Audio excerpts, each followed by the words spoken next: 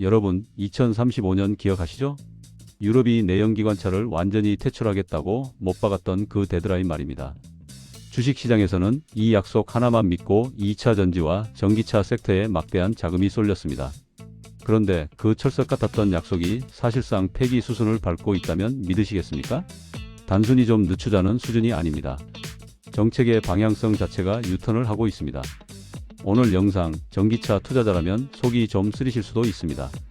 하지만 지금이라도 이 흐름을 모르면 계좌가 더 위험해집니다.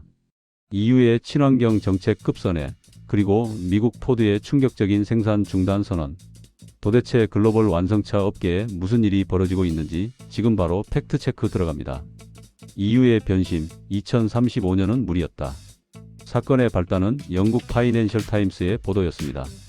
EU 집행위원회가 2035년 내연차 신규 판매 금지 계획을 사실상 철회하는 개정안을 준비 중이다. 원래대로라면 2035년부터는 휘발유, 디젤차는 아예 팔지도 못하게 하려고 했거든요. 그런데 이걸 뒤집겠다는 겁니다. 이유는 명확합니다. 현실의 벽에 부딪힌 거죠.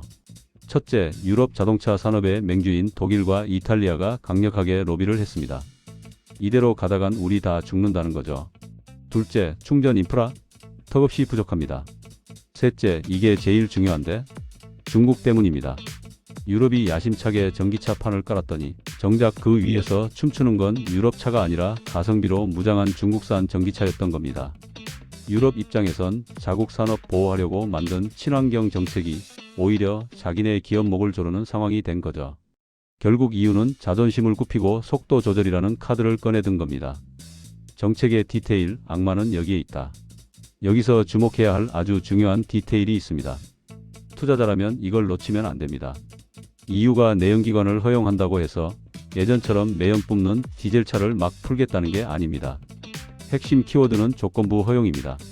첫 번째, 친환경 철강 사용 등 탄소 배출을 줄인 내연기관차.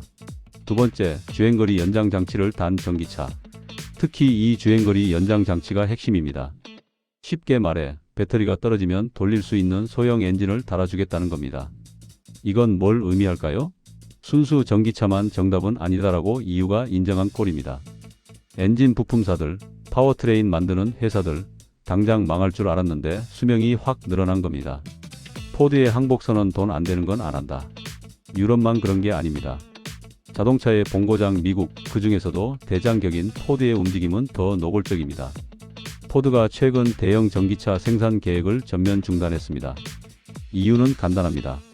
돈이 안 돼서입니다. 전기차 수요 둔화, 소위 말하는 캐즘 구간에서 무리하게 전기차를 찍어냈다가는 무려 28조 원이 넘는 손실을 볼 거라고 판단한 겁니다. 기업은 이윤을 추구하죠. 포드는 냉정하게 계산기를 두드렸습니다. 전기차? 나중에 하자. 지금은 하이브리드랑 돈 잘 벌리는 트럭, 벤 내연기관에 집중하자. 심지어 벤츠벤즈 CEO조차 2030년대 후반에도 내연기관차는 여전히 팔릴 것이라고 말했습니다. 완성차 CEO들의 생각이 바뀐 겁니다. 투자자의 눈. 자, 그럼 우리는 주식 계좌를 어떻게 재정비해야 할까요? 감정을 빼고 냉정하게 봅시다. 첫 번째 수혜자, 바로 하이브리드 강자들입니다. 도요타는 전기차 늦었다고 욕먹었지만 지금 웃고 있죠? 현대차와 기아도 하이브리드 기술력이 세계적입니다. 전기차로 가는 과도기가 길어질수록 이들 기업의 실적은 견고할 겁니다. 내연기관 부품사들도 한숨 돌렸고요. 반면 주의해야 할 곳은 순수 전기차 올인 섹터입니다. 특히 2차 전지나 배터리 소재 기업들은 단기적인 타격이 불가피합니다. 물론 장기적으로 전기차는 가야 할 미래가 맞습니다.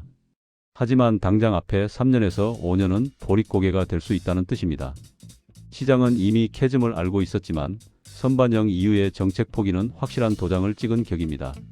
이제는 무조건 2차 전지를 외칠 때가 아니라 포트폴리오의 균형 밸런스를 맞춰야 할 때입니다.